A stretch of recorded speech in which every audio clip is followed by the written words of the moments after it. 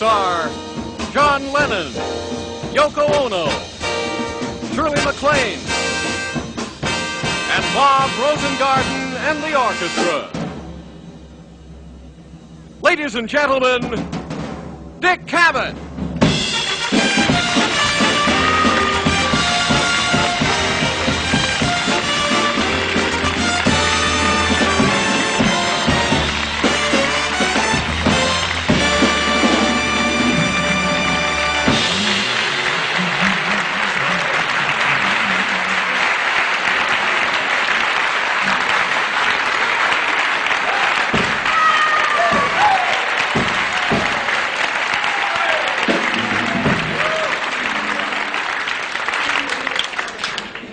You must have me confused with someone else. Not a chance.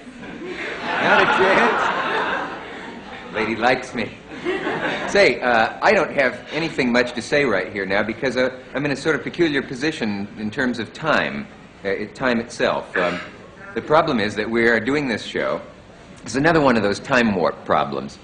We're taping this show, but it won't be seen until now, actually, if you're watching it. But it's actually, well, see, the problem with tape is, you know that somewhere in the show you're going to say something that's going to be out of date. But if you watch closely, you at home will probably be able to guess about when this show was taped. The reason we have to tape out of sequence is that the primaries have been fritzing up our schedule. And I think the primaries are a waste of time anyway. I mean, everyone knows Muskie's going to win all of them. And now can you guess when we're taping? No, now I have you confused. We aren't taping that late. But remember the time when the poll said he would win all the primaries? But so much for polls and ratings and other harmless fantasies. What else can I talk about? We have an interesting show tonight for you. John Lennon and Yoko Ono were here once before. They faced deportation, which is an interesting thing. I guess you've been reading about that. Deportation is usually reserved for high-ranking ex-mafia members, as you know, or used to be. Obviously, the criterion for deportation is having once belonged to a group that no one knows exists anymore, something like that. John, you know, being an ex-Beatle. I had a joke in mind there, but it proved to be a little thinner than I thought. My hip band leader, the first time John Lennon was on, said, "I cannot place the name." And I said, "Used to belong to a group. 4. They sang. Is that a clue?" And he said, "That's one of the Lennon sisters?" No, but seriously, folks. See, it's hard to know what to talk about when you're out of sequence like this. Hipness is a hard thing. I kid him about not being hip, but I don't know if I'm hip. I thought I was hip when I stopped wearing a tie clip that was like a sword through your tie. Do you remember those? I know what I could do here. This is not a tie clip. Thousands of letters come in, dozens, saying, "Why do you wear this funny tie clip when there's so many attractive tie clips?" This is a microphone. Now, I have explained this, and the country is still alarmed by it. This is a little tiny microphone that creeps down here and daringly appears around my hip somewhere, comes back up, and there's a transmitter here. This is a tie, which I wear in order to wear this microphone. Why do we wear ties? Does anyone ever know? Do you know what it goes back to? Really? Now, many of you are too young to know this, but I'm older, Victorian era. In the Victorian age, buttons on a man's shirt were considered obscene because they resembled the human navel. That is true. During the Victorian age, there was a well-known pervert, Basil the Button Flasher, who used to stand outside girls' finishing schools and flash his buttons. And so they invented the necktie. How many find this attractive? Who would like to have it?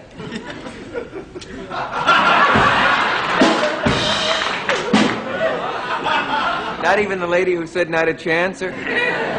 I know what I'm going to do. I'm going to auction off my tie. I think so. That's a... Do we have time? Sure. We'll give the money to one of the drug abuse places. Really, seriously, who would like this tie? Somebody. I happen to know what this tie is worth. And so we're going to start. We will actually do this now. I hope we're not in violation of anything. This is not a bad tie, so we're going to start at, do I hear 50 cents? 50 cents is an insulting. Who said $1? $1.50? Do I hear $1.50? Yes. We're not up to 5 yet. Anyone in the poor section? $5? The lady there, are you good for $5? Really? Do I hear $5?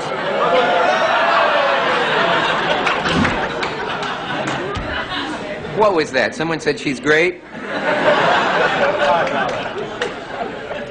Are you willing to be bad for $5? Sorry, it's the Groucho Marx influence. Do I hear $5.50? Yeah, where? Oh, there's doubt in that. So who you said 6? 7.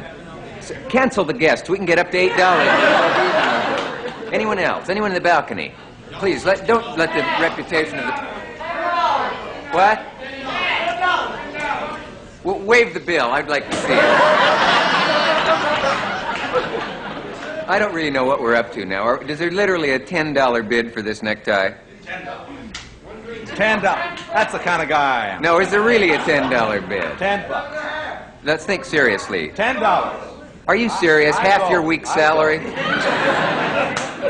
There is a $10.50 in the balcony. Where is the person? Well, can the downstairs top that? $11?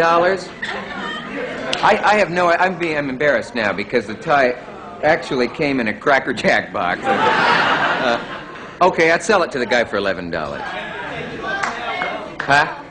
I have to take it off now? Oh, wait, I'm sorry. I withdraw your winning bid. $12? I don't know who's serious now. The lady said $12. I don't think we should go much higher than that because...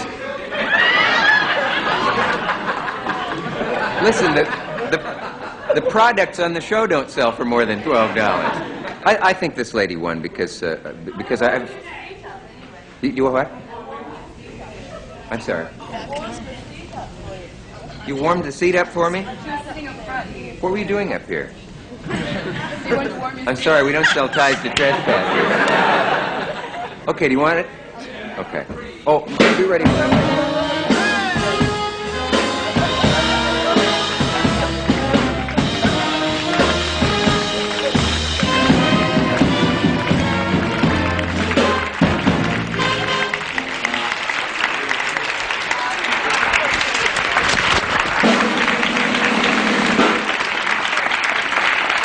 Had the $12. Gee, a 10 and 2 1s. Wait a minute.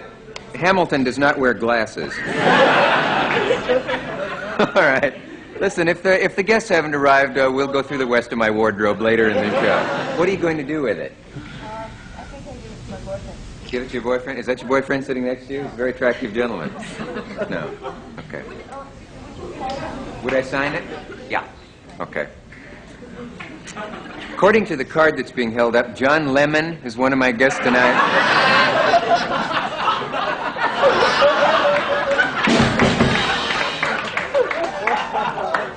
Did I lie to you? John Lemon. And, boy, you don't make a record for 2 weeks and they forget who you are. Yoko Ono and Shirley MacLaine. No, McLean is right, but we'll be back. You remember how much you enjoyed John Lemon in Some Like It Hot, and we'll be back after this message. Thank you. See you.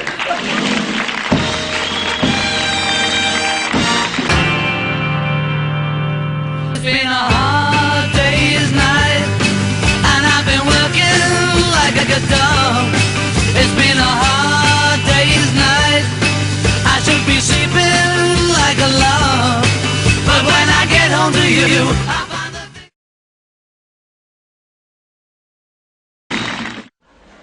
One of my guests tonight is, I hope you're not offended at my daring neckline, but we can't find another tie until tomorrow.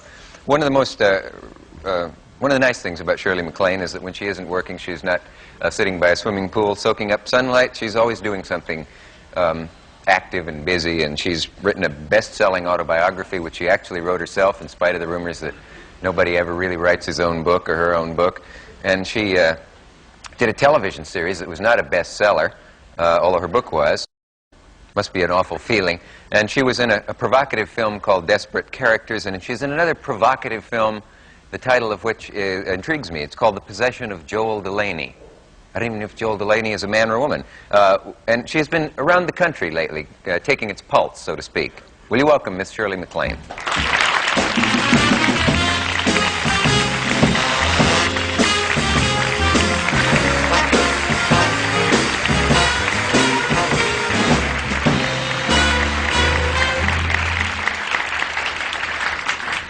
How are you?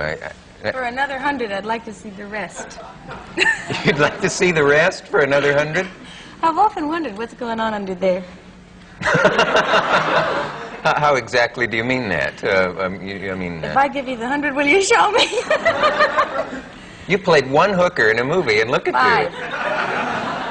5? It's $20 a time. 5? I don't understand 5. Oh, I'm everybody's hooker next door. Oh, are you? But you're also quite respectable, and, and there's a respectable side to you, at least, that I know about of. my film career. Hey, tell me about the title of your film, and then we won't have to... This new one that's coming. Because the subject matter does interest me. They don't always, and I often say that they do, you know, to be nice to the guests, but this does. It's called The Possession of Joel Delaney, and it's about the occult, the spiritismo, a real sort of phenomenon going on in America. Yes, it is. Which I don't necessarily believe in. Is it witchcraft in that? Mm-hmm. Yeah? Oh, yeah, it's really frightening. A lot of people are carried away by it, really believe in it. Yeah. It's terrifying.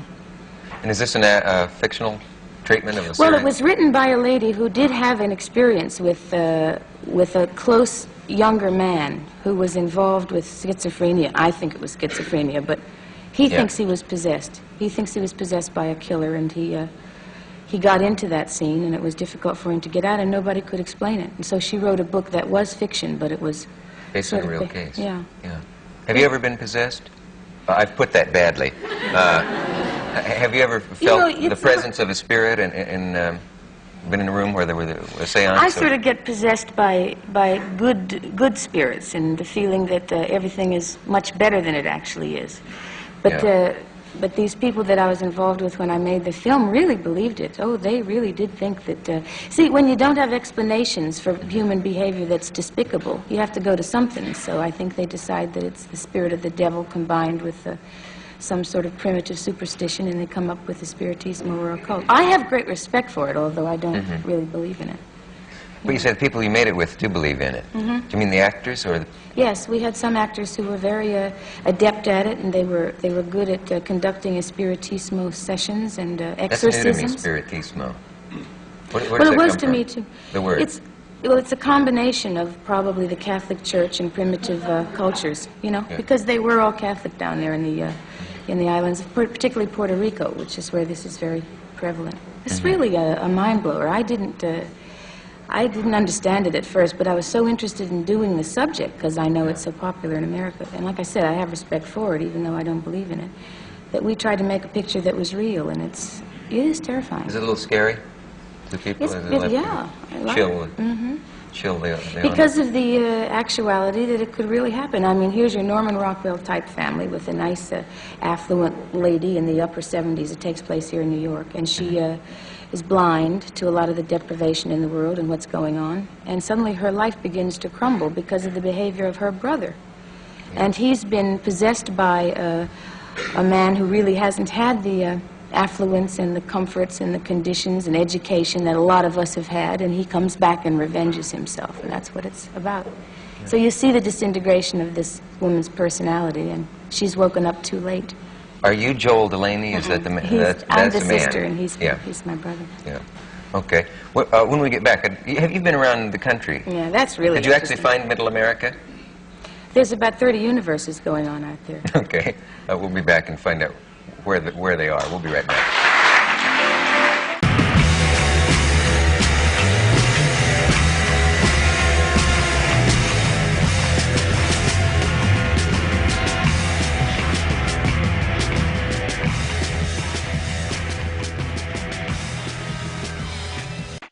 Is that what? Are we back? Oh, are we on television? Oh, get nervous. You've just been around the country. Yeah. Well, around the country. I mean, in the country, and tell me what's going on with you. Why aren't you making a movie instead of that? Well, I'm campaigning for someone I'm not supposed to mention the name of, according to ABC's rules. So where are all these, so you know who it is. Oh, They I'm going to couldn't- throw myself in front of your bosom so they can't see you. I like didn't that. hear you.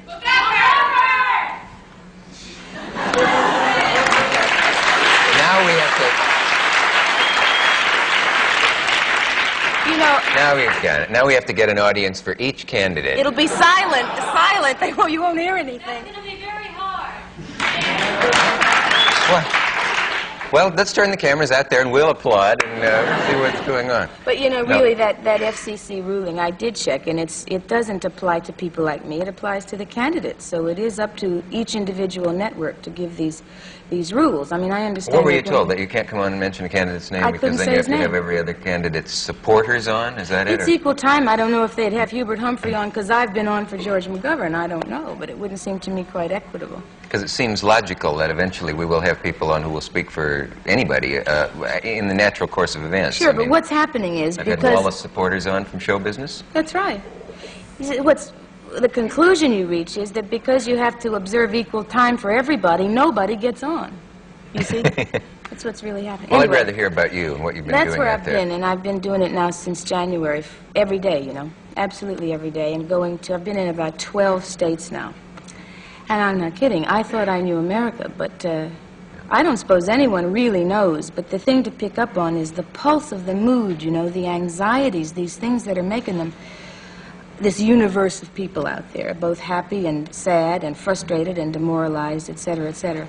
And I've been in places like bowling alleys and supermarkets and church groups and coffee clutches and women's clubs and campuses and ladies' rooms and dining clubs and, well, just everywhere. I guess I must see like 500 people a day. That's a lot of people.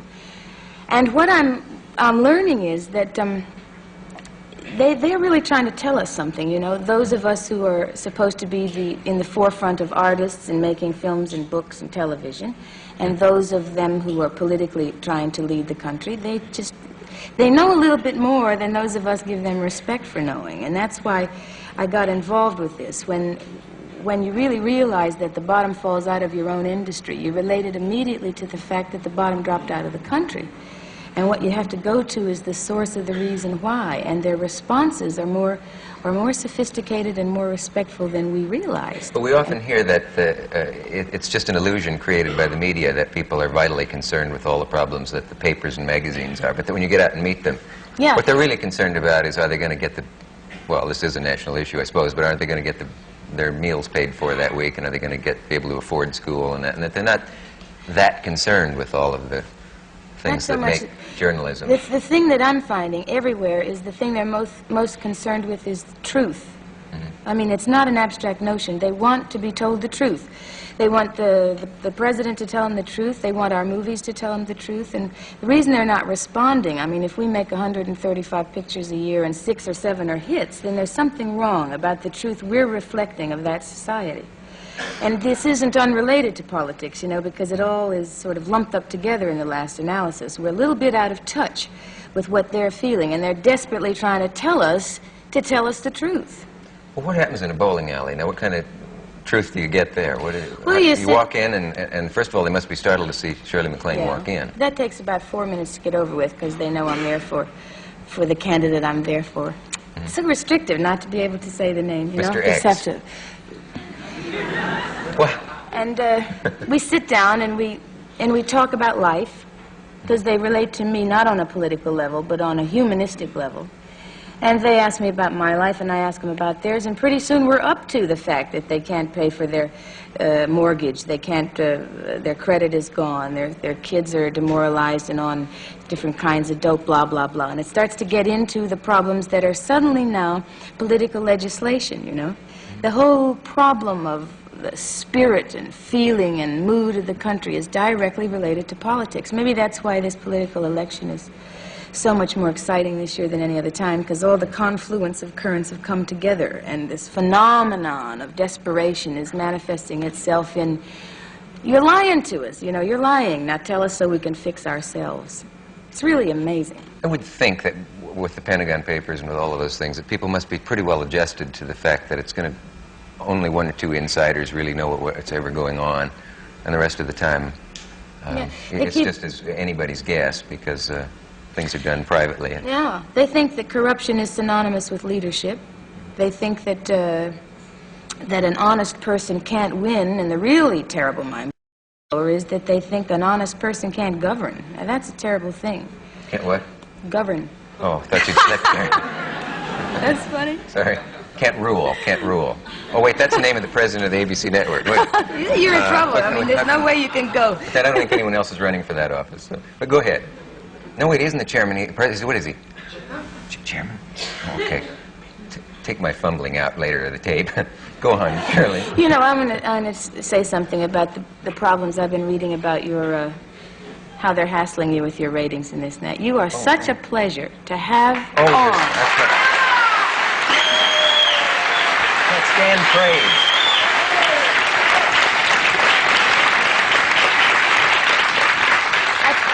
I really think it's about time we all woke up that it's not necessary in this society to always have high numbers, big ratings, a large box office receipts, that the important thing a lot of the time is quality, and that's what you are. Well, you're very kind.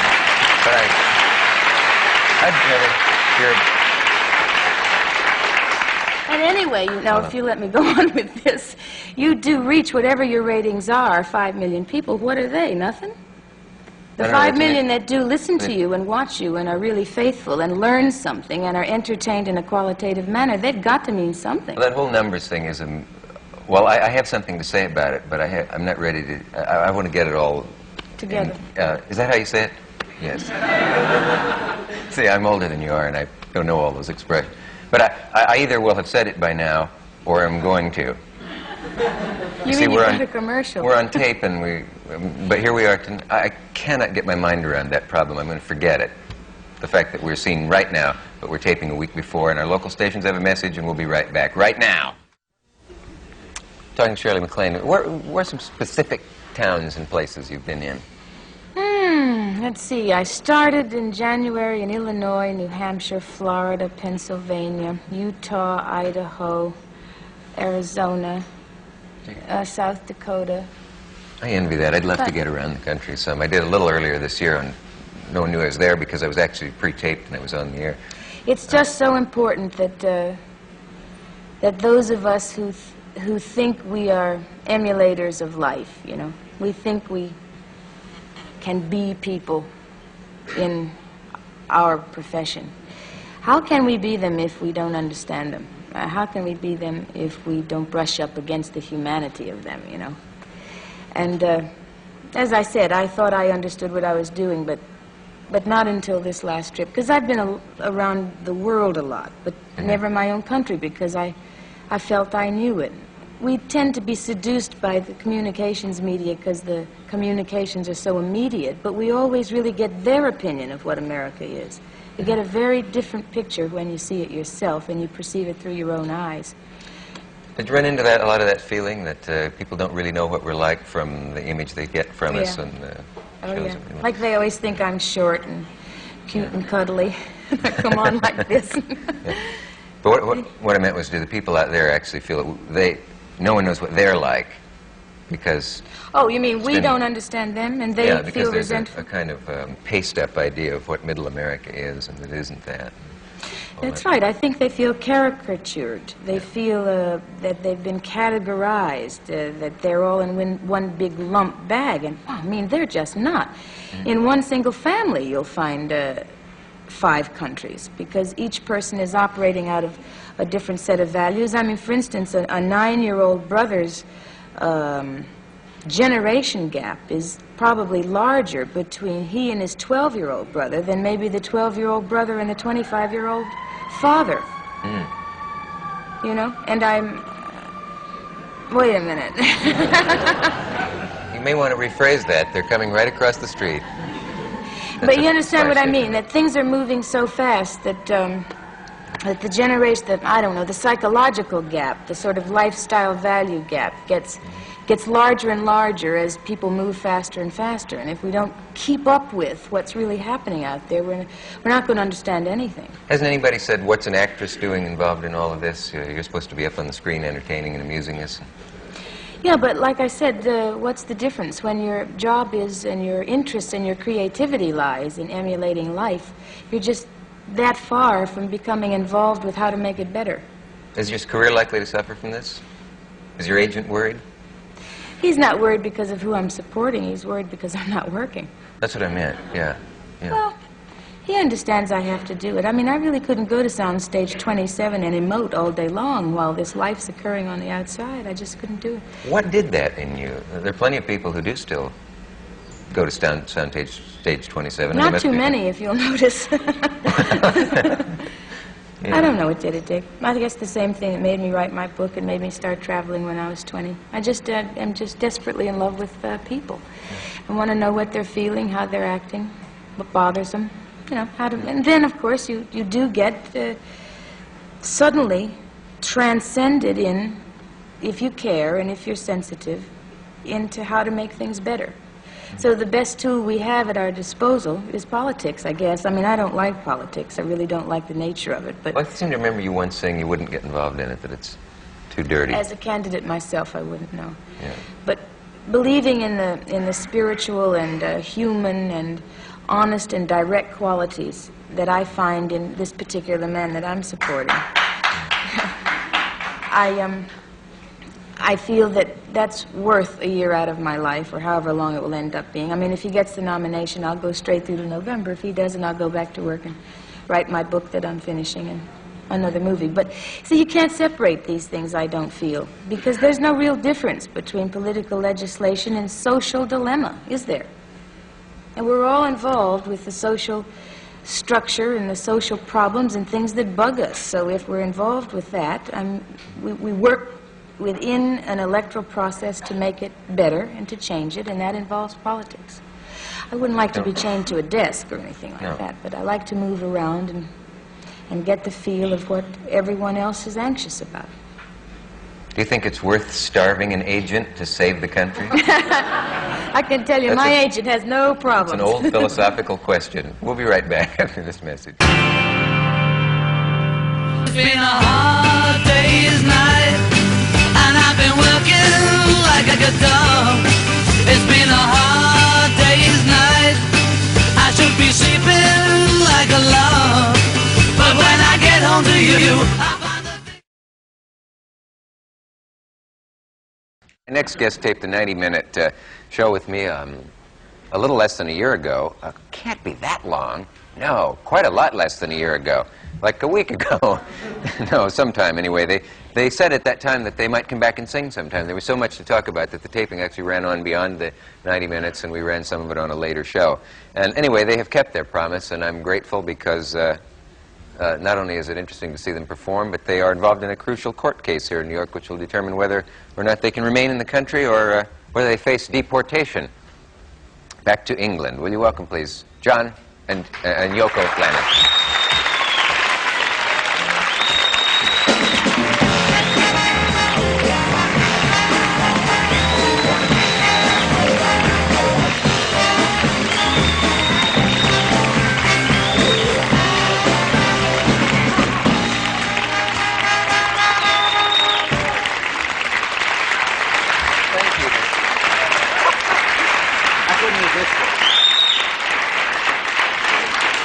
I'll bet you don't have the nerve to say that out, what you said to me. Tireless in Gaza. You've got to know that book, otherwise it's no good, is it? Is that a favorite book of yours? It was a good book, yeah. I forgot. Aldous Huxley wrote it, that's it. I got my notes on what a terrible pun. Nice to see you. It was a nice book. Nice to see both of you. Let me Same to you. I didn't see you backstage at all. I wasn't avoiding you. I wasn't... we were rehearsing and you were putting your tie on. I was doing whatever it is that I do. I was watching you talking, Dick, and it's beautiful, you know, what you believe in what's his and all name? that. Now, wait a minute. You say it, John. You're leaving anyway, right? I thought it said McCartney. McCartney, you thought it said? I've got short, bad eyes. Somebody who can govern very well, it sounds like. We have to, watch yourself, watch yourself. Yeah, forget it. Say you're not fat. I couldn't help noticing that you're Malted not... milks. Well, all Even of... though I eat malted milks, I'm Yes, not putting that's on his too much diet. weight. Huh? I'm What a is freak that? for malted. There's a rumor going around that you were had gone practically overboard, as we say in America, on malted milks. I know, you see, well, we don't have things like that in England, and so most kids eat like it here, not adults, right? But I'm crazy for it. You often see me down at Nathan's sucking on a malted. What do they have in your poor underdeveloped Well, they have sort of country? not as many ice creams and, lousy milkshakes. Curds and whey, a lot of that. Really sort of, plastic stuff. Yeah. And I really dig it, I was on cheeseburgers, but I got over them. A round of applause for cheeseburgers. You have to He's be... never going Breadfruit. to TV. TV, he likes it. What's he doing? Well, somebody flat cheeseburgers, I thought we'd get around for breadfruit. Yes, we have to be careful of your adolescent complexion, don't you, with these things? Well, I do, now, 31. Say happy birthday in the past. Oh, thank you, we haven't seen you since then. I'm You went way 31. over 30 sometime. Yeah, 31 and rising. Yeah. I wouldn't go back, though. Why don't you tell him how you like the TV? The thing is, you always say that, well, The TV bit. even after... Yeah, another thing about America is that you can, like in Europe, or especially where I come from, London, you have to choose if you want to go out for the evening, or go to a theatre, or go to a movie, or watch TV. But here you can do it all, at any time of night. It's fantastic. You don't realize how great it is. They send you to bed at 12 in London, or 10. And 12 is the latest it goes on at the weekend. If we're really lucky, we get a late night movie up till 12 or 12:30. And it's just boring, because a lot of people in our business are just never get a chance to see anything. Aren't you late sleepers anyway? What's the opposite of rise? Late Right. fallers? In a way. Late swingers, yeah, that's it. Yeah. And we just watch TV, and it's great, So you got Because very good reviews on your art exhibit. That was Syracuse, yeah, that was when when we- we were Nice doing to our see. plug that time. Yeah. We got accused of plugging too much last Oh, time. did you so see? I we wonder. won't Did you plug. see Harrison when he was on here? Yeah. What was he saying? Capital. He started a riot with that thing. Yes, he did a joke about you. Well, I should explain Oh, that. yeah, 'cause I saw it. Harrison What was came the on joke? and he said, I want to plug, I forget what it was of yours, because he said there's something they forgot to plug. Oh, yeah. that was Yeah, that great. was nice of him, Sweet too. of It him, was the yes. album, probably. Yeah. Or whatever. I can't remember. But I should have explained that on that show, it did look like there were sort of 3 plugs in a row, but it's because we taped and then we had so much that we put it together out of sequence, and it Thank looked you, like thank you. It looked like you. I'm not ashamed of plugging because, people come on to plug something, right? I mean, Everybody's we selling believe in what something. we do, And it's not like... Plug everything but presidents, right? Yeah, sure, but I think you did it all right. Yes, You we got got it. the message. Lead in through clever. What? Oh no, you don't have to read that. Oh, 11. I'd like to know. I do want to know about the About thing the that's case, yeah. it's in the papers. Yeah, what you. Hello. There's more than one show going on. I know. Are they seeing a different show? It's a 2-ring circus. Someone may have tuned one of the monitors to another program up there. It's not as surreal as last time. Last time was a bit fast, wasn't it? Yeah. It was like, ding, ding, we didn't know what was going on in between the commercials. None of us knew what we were talking about. It was going so fast because we were nervous and he must have picked it up and it was just like through the whole show. We were Well, it's not hyperactive. exactly slow now, but No. it's all right. So you want it's to not- tell him about the case and everything? See, we're really frightened now because there's some people feel that we have to maybe leave this country, and that puts us in a position, especially for me, that I have to choose between my husband and my child.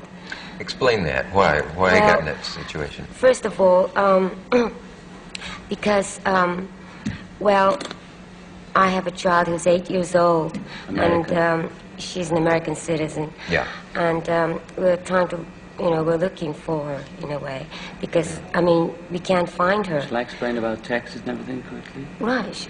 See, her former husband is American, and so is therefore her daughter is. And Yoko never took out American citizenship because she never needed it. She was here half her life. She was educated here, and then she married an American. And it never came up to change citizenship or anything. It was just always easy to come and go. She never thought of it. So when the divorce came, and there was no arrangement made for the child because at that time we were more amicable. The 2 ex-parties, but you know how things get, and they got worse and worse and worse until it came that we couldn't see Kyoko anymore. The child is called Kyoko. And we were been chasing her in Europe, and in Denmark, in Spain, in Hawaii, in America, back to Europe, this has been going on for 2 or 3 years. And finally we thought, oh, let's go to court in the place where the divorce was. That was in the U.S. Virgin Islands. So we went there, and we only just got in. At the last minute, immigration still hadn't given us a form to get in. And they told us you can have just enough time to go for the court case. And that was going to be 1 day. And we said, that's fine. But even as we got to the border, the thing hadn't come through. So we said to the man, look, they're expecting us, call Washington to let us in. We have a court case today. And I was still stuck in the British Virgin Islands because I couldn't get in. They let us in. We won the court case. And on the way in, they said, how long do you want? After they told me I'd only have 3 days, I said, well, what have you got? They said, oh, 3 months. So I said, okay, I'll have 3 months. But as it happens, we finished the court case quickly. We got custody. We went up to New York, did a little sort of social business because our firm is up there, Apple. And then we went back to back to England. Next time we applied, somebody said, and these are all things you can't prove, you know, because it's always well, you didn't use your 3 months. You didn't use your 3 months. Why? I said, well, you didn't want me to use, you weren't grateful to use your 3 months. So I said, well, I'm sorry about it, but we have to come back for the court case. So the court case was going on. There was a few different episodes in it. Finally, we got custody. But during that, her ex-husband, Tony Cox, opened a court case in Texas where his parents-in-law are, and he'd set up an establishment there, which for the first time in 2 years has set up a residence, and was carrying on a normal family life down there. And he chose Texas as then a forum to fight our case in the Virgin Islands. So then we had another case going, that was in Texas, so obviously we had to keep coming and going. And immigration was getting upset with us and saying, well, tell us when it's going to be. We said, we can't tell you, it's up to the judge when it happens, we've no control.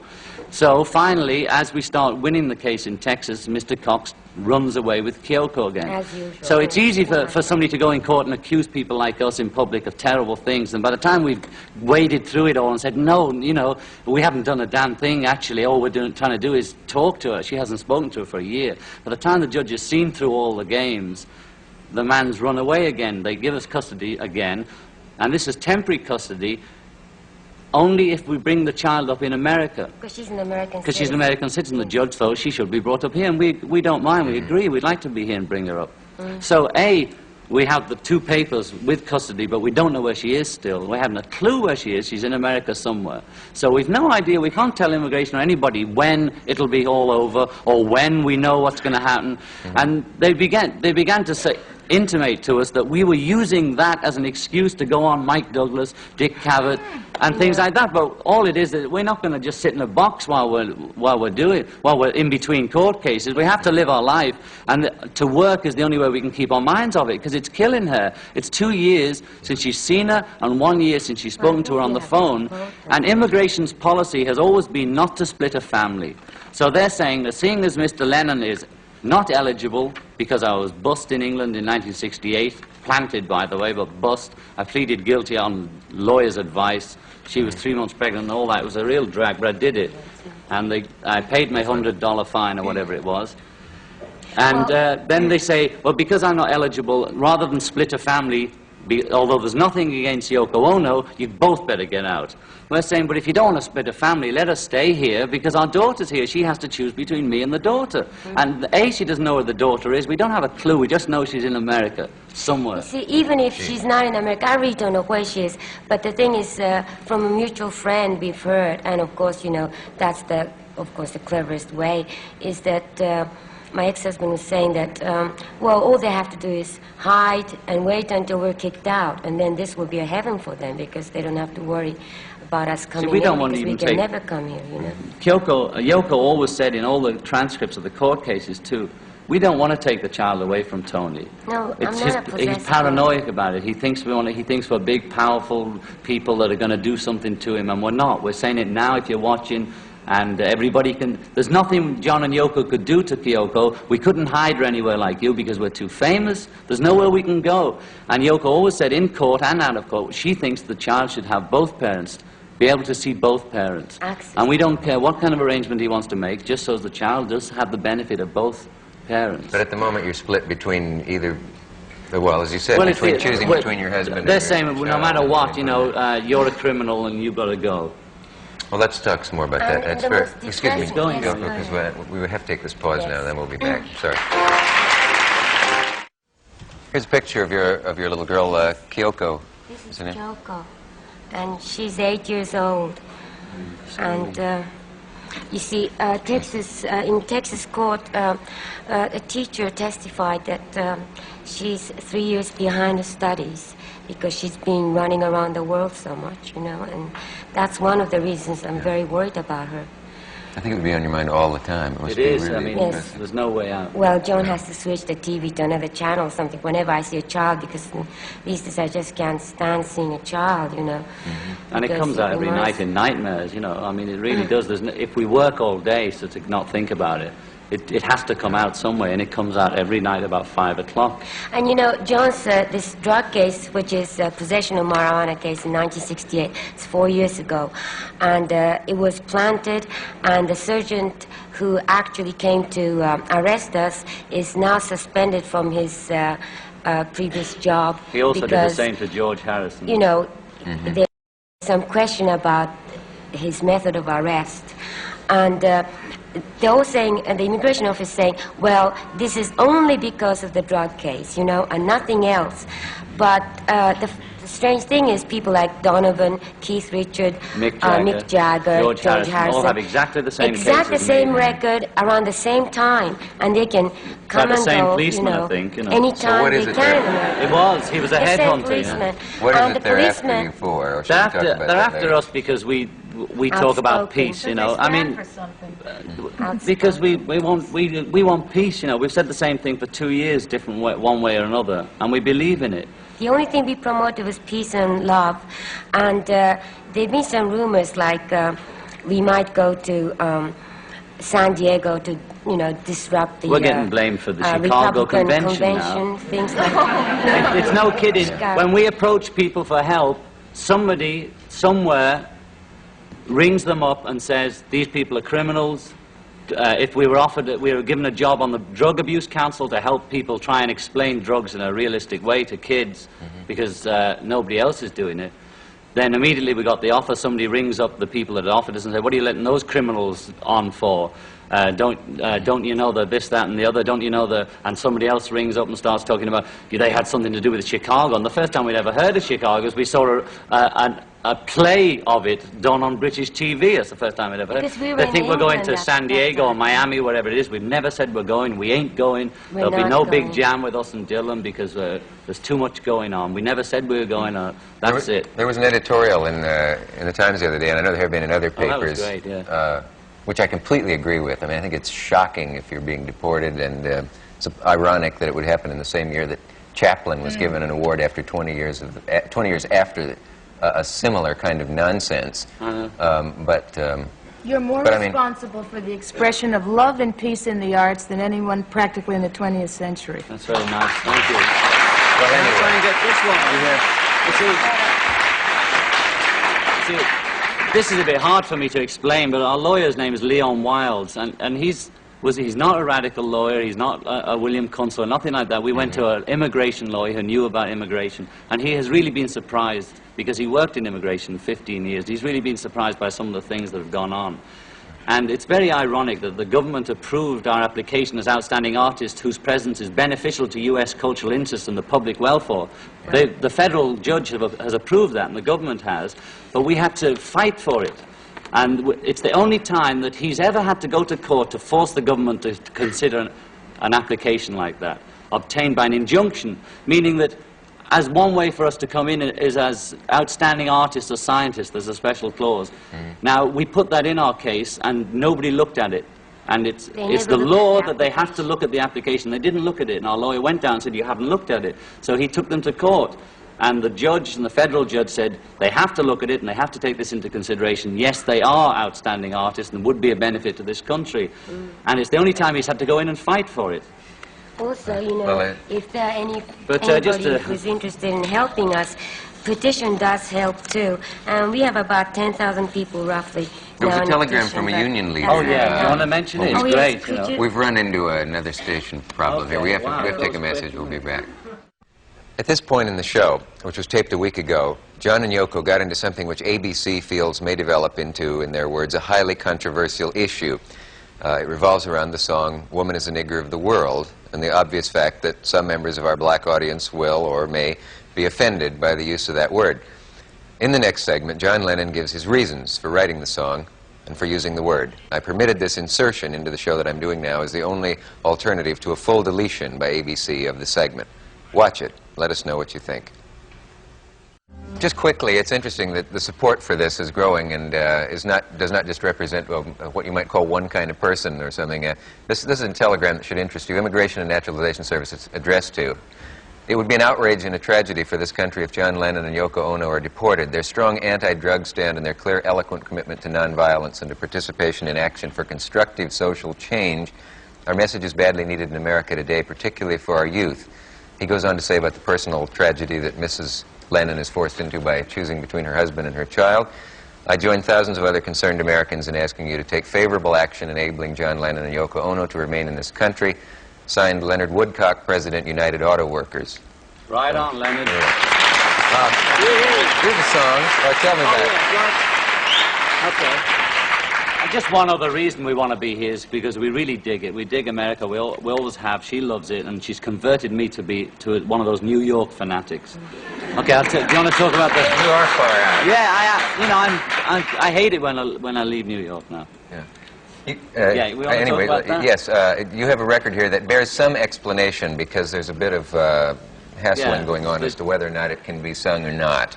Yeah, there's always, every other record I seem to have a hassle with. Yeah. Well, this is a song about the women's problem. It was written by Yoko and I, and the song is called Woman is the Nigger of the World. And obviously there was a few people that reacted strangely to it, but usually they were white and male. But that's now, I'll tell you the story of how it came about. In 1969, I put it on the cover of the single so as it helps explain it a bit. Yoko did an interview with a woman about the woman's problem, and I didn't have anything to do with it. And then I noticed the cover, it was called Nova. It's an English woman's magazine like McCall's or something like that.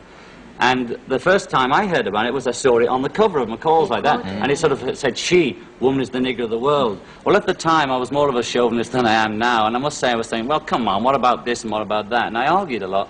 And then as like everybody else, we talked more and more about it. In the last 2 years, it became more of a thing, and I had to, find out about myself and my attitude to women. And this phrase of hers kept coming through my head, woman is the nigger of the world, woman is the nigger. So I said, come on, Yoko, look, this is it. You've said it here. I agree with you now. I think she is. She's the slave of the slaves. That's what Connolly said, the great Irishman. And so we sat down together and we wrote, we tried to write together the whole story of, as best we could in a 3 or 4 minute song. And it's called Woman is the Nigger of the World. And then, luckily for me, because a lot of stations were saying, well, we're not going to play this because it says nigger and a white man shouldn't say it, though all my black friends feel I have quite a right to say it because they understand it. And then, strangely enough, the chairman of the Black Caucus, that great guy, Congressman Ron Dellums, Democrat, California, says here, he came out with this, which is fantastic. If you define niggers as someone whose lifestyle is defined by others, whose opportunities are defined by others, whose role in society is defined by others, then good news. You don't have to be black to be a nigger in this society. Most of the people in America are niggers. I didn't say that. Oh, my goodness. We'll never get in now. I think the word nigger has changed. It does not have the same meaning as it used to, and I think he put it very succinctly there, and I really believe women have the worst. Whatever it is, however badly or poor people are, it's the woman that takes it when they get home from work. Well, now would you I'd love to. Would you two menaces to society do your number? Thank you. Yes, we'd love to.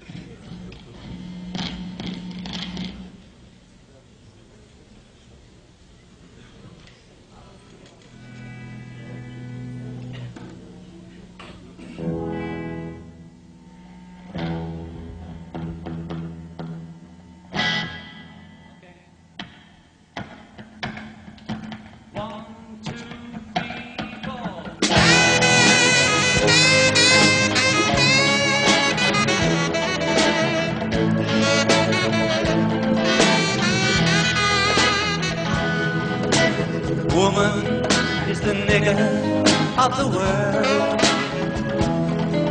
Yes, she is. Think about it. Woman is the nigger of the world. Think about it. Do something about it. We make her paint her face and dance. If she won't be a slave, we say that she don't love. If she's real, we say she's trying to be a man. While putting her down, we pretend so hard that she's above us. Woman is the nigger of the world. Yes, she is. If you don't believe me, take a look at the one you're with. Woman is the slave to the slave. Ah, yeah. You better scream about it.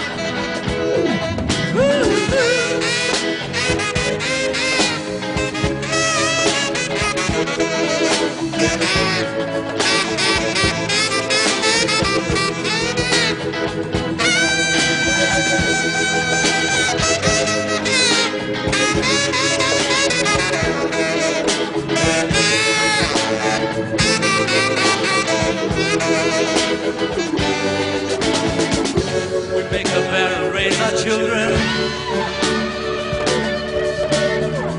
and then we leave her flat for being a fat old mother hen. We tell her home is the only place she should be.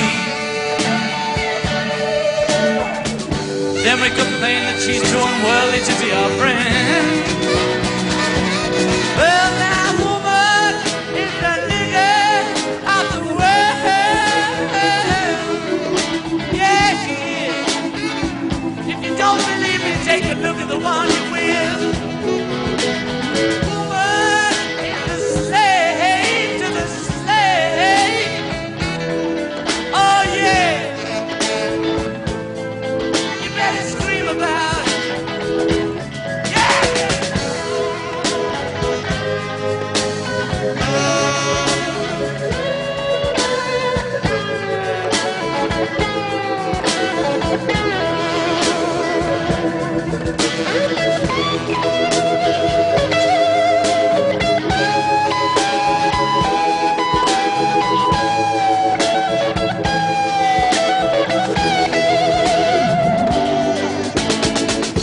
We insult her every day on TV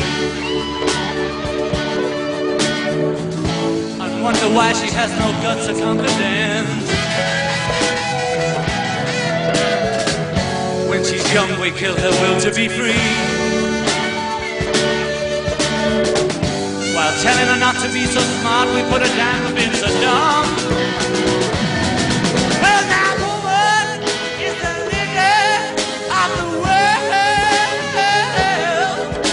Yeah, she is. If you don't believe it, take a look at the one you're with. Woman is the slave to the slave. Oh, yeah. You better scream about it.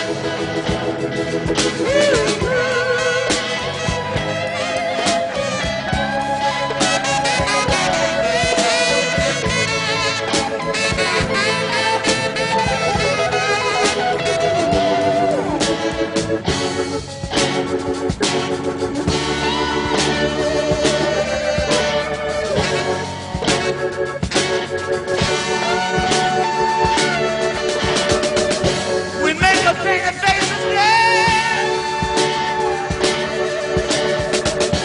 We make a bigger face again. We make a bigger face again. We make a bigger face again.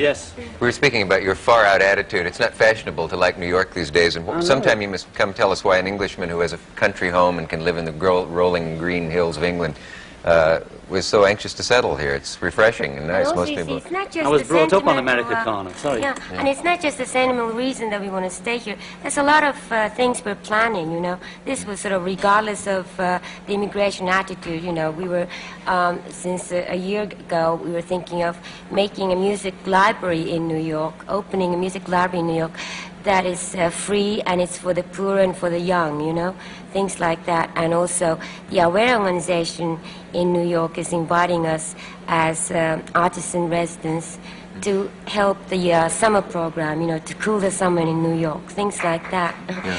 So we really like to stay here and do a lot of things. What is that? Yes, They should erect a monument. That's beautiful. Thank you. Totally. Now, may I quickly, because this is so important. She's been organising it. It's like a political campaign. You see, we've this got. is, She's doing it all. you know, Children's Medical Relief International. And there's a hospital in Saigon called Center for Plastic and Reconstructive Surgery.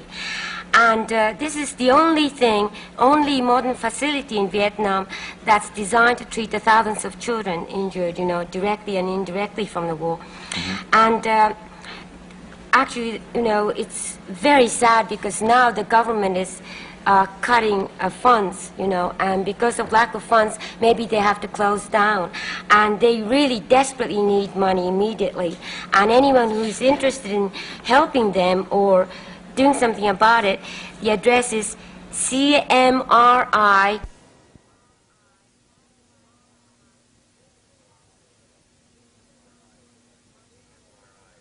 CMRI is what? CMRI. Oh, Children's Medical is, Relief International. Yes.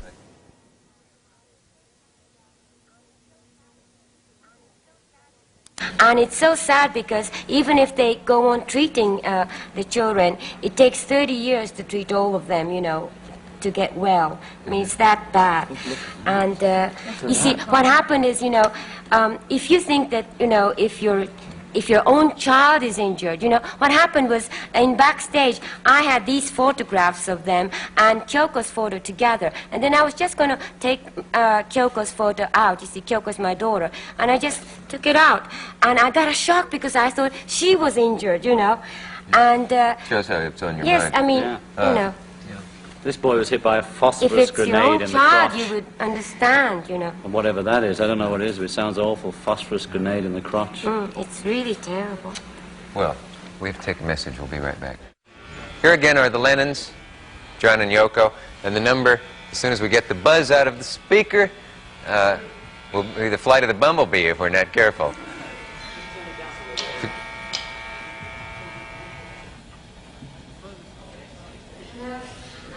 This is called...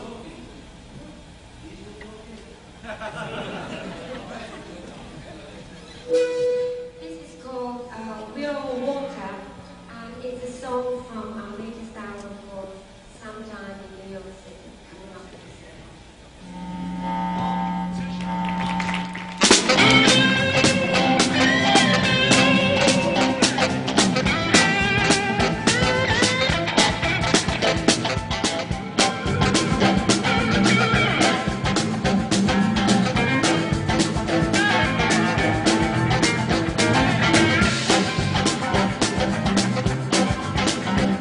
There may not be much difference between Trevor Moore and Richard Nixon.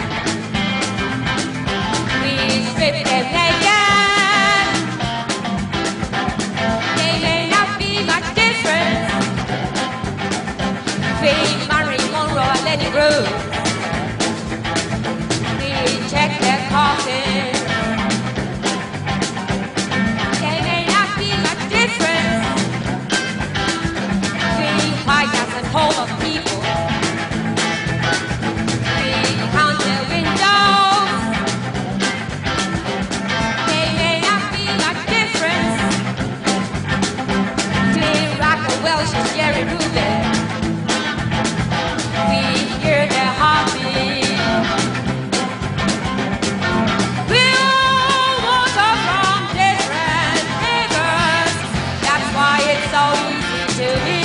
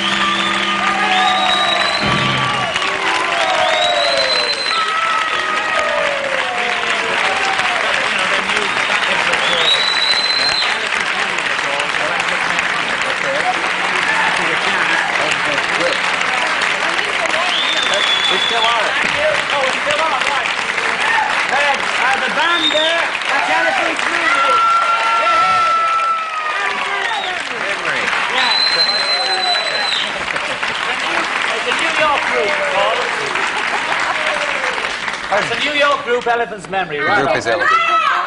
They're going to be performing in Washington Saturday, Square. Washington Square, the This Methodist Saturday. Church this Saturday for a Yes. benefit. Are you sure it's this Saturday? Yeah, it's this Saturday. Oh, I see. Okay, yeah, we you know what worked I it mean. out. Yeah. How dare you foreigners walk in here and induce hysteria it's into our terrible. studio? It's frightening. Say, May have not be much difference. I met the best two of the former Beatles, would you say? I know you and Harrison. I know that puts you on the spot. No, I wouldn't say that. I think you should meet Paul and you should meet Ringo. Yeah? I think Ringo you'd have a good time with. What does No, Ringo beautiful do at this people, time? yeah. What does he read, for example? Reed, he loves science fiction. He does? In fact, he loves it so much, he's handling Apple Films a lot these days, and he was in some mad spaghetti western. And we won't mention that, but I think he was all right in a weird film. You know. I didn't see that. But he's making a movie now of T-Rex, which is a new sort of phenomenon. You know, the kids are all crazy on him in England, and he's making movies and acting in them, so he's happy there. When you two are performing just now, it must Yeah. get you up in a way that it doesn't to just sit and talk. Yeah. Can you stand a person who doesn't like music? You know, there are people like that. Who I've never met one, you see. No, But there are isn't some. anybody Oh, there like was that. one man when we were playing our acetates, you know, when you get test pressings of a new album, we're playing them in our loft, and he came banging on the window saying, "Turn it down, it ain't that good!" That's the only But guy. there I are, met. you know, Nabokov, who wrote Lolita, has said that he finds music boring and uninspiring. Well, he's an and a waste of intellectual, you time. see, and they can't, Most- they many can't hear or people- feel anything. Yeah, and many people hate my screaming, you know. Why do you? And your Many voice- people hate my screaming. So in the beginning, all the engineers, when I started Yeah, they scream, you turn know, her off. they used to just go out of the engineering room, you know. And You have to couldn't feel find me. music. Their life hard for You them. feel music. You don't intellectualize it or listen to it or watch for it or study it. You feel it. You either play it or you feel it. You and George Wallace always denouncing I know. intellectuals. We'll be back after this message. Stay